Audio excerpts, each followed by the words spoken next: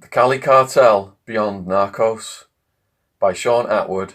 Chapter 1: A Soccer Game. On September 25th, 1990, Pacho Herrera, the youngest of the four Cali Cartel godfathers, was playing soccer with his brother and bodyguards at a personal ranch called the Coconuts, on a remote piece of land surrounded by sugarcane fields. Holding cans of beer and soda, about 50 men were sitting on the grass and rows of wooden benches cheering at the players in sports uniforms, on a pitch illuminated better than any stadium in Colombia. Directing one of the teams was a former pro footballer, which added to the excitement. The Tuesday evening game had attracted an increasing number of spectators, including workers from the neighbouring farms such as cane cutters, who relished cooling off.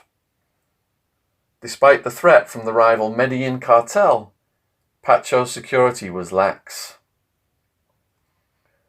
In the preceding days, 20 assassins, sent by Pablo Escobar, had drifted into the area.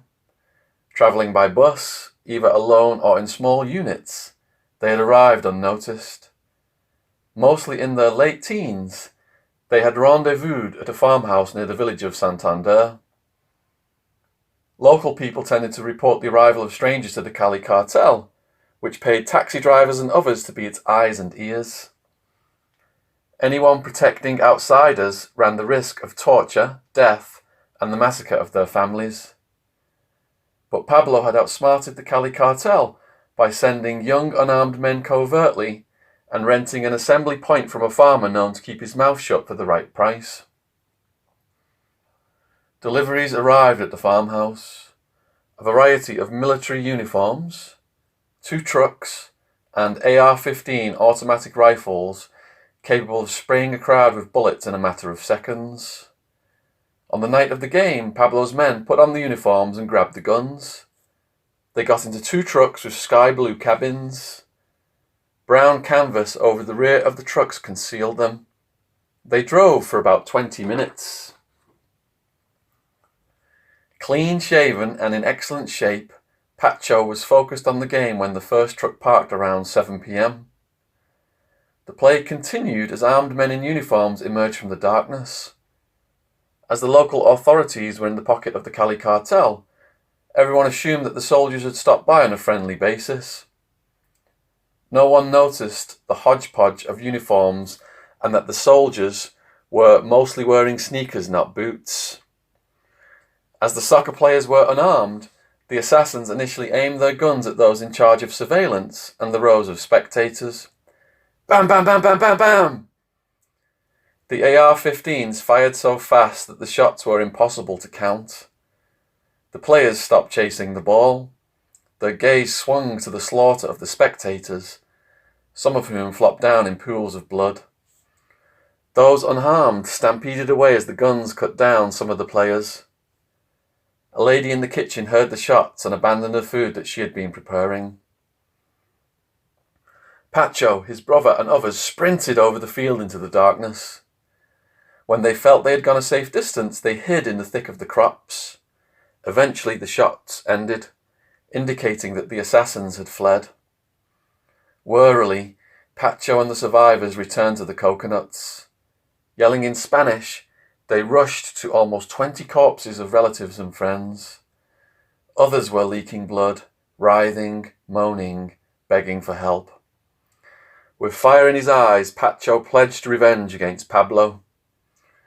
In green military garb, police with rifles arrived, rushed around, and questioned the survivors, who were dazed, injured, or angry. Corpses were loaded onto a truck and transported to the morgue. Eager to earn extra money from the Cali Cartel, the police combed the area. 2 young men were discovered on a remote road. The police grew suspicious after the men claimed that they had been staying with friends and were trying to get a bus to Medellin, yet were walking in the wrong direction.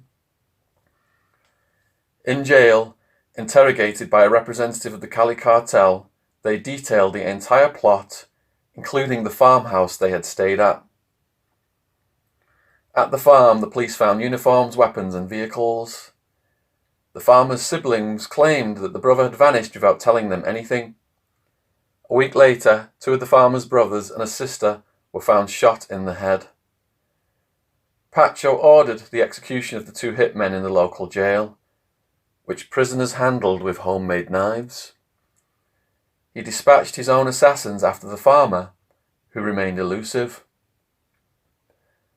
It took 2.5 years for the cartel to catch the farmer. A helicopter transported him to a ranch belonging to Pacho. The cartel men studied the man with a bruised face as he sat at a table in a stable holding a cigarette. They knew his fate. The 2 senior godfathers arrived last. Everyone hushed. Gilberto and Miguel Rodriguez Ojeda were short, stocky brothers who sported thin beards or goatees. The elder, Gilberto, was a charmer who used eloquent words even though he had not finished high school. When it came to speaking, Miguel was a Spartan who had such a sour disposition that he had earned the nickname Lemon. Displaying little emotion, the dark-eyed godfathers studied the farmer. With an air of command, Gilberto told the captive that he was in big trouble. The farmer stared at the ground, nonchalant. Gilberto said that the farmer was delusional to have thought that he could have got away with it, and that the farmer must have believed that he was so smart and they were so stupid. Remaining silent, the farmer smoked. "Why did you help Pablo?" In a calm way that startled his captors, the farmer looked at Gilberto and admitted that he had made a mistake. He had taken money to accommodate visitors who had left him in the dark about their intentions. Gilberto asked if the farmer knew what was going to happen to him. The farmer gazed down. The godfathers departed except for Pacho, who had a fierce look in his eyes. Cartel men removed the farmer's boots and shirt. He flailed as his legs were tied to the back of a truck and his arms attached to another.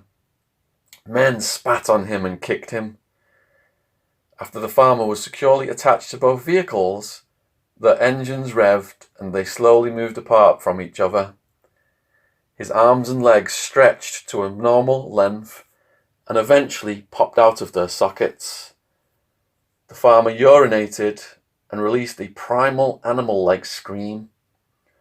For half an hour, what remained of him was reattached to the trucks, which moved slightly and slowly to torture him for as long as possible until he stopped breathing.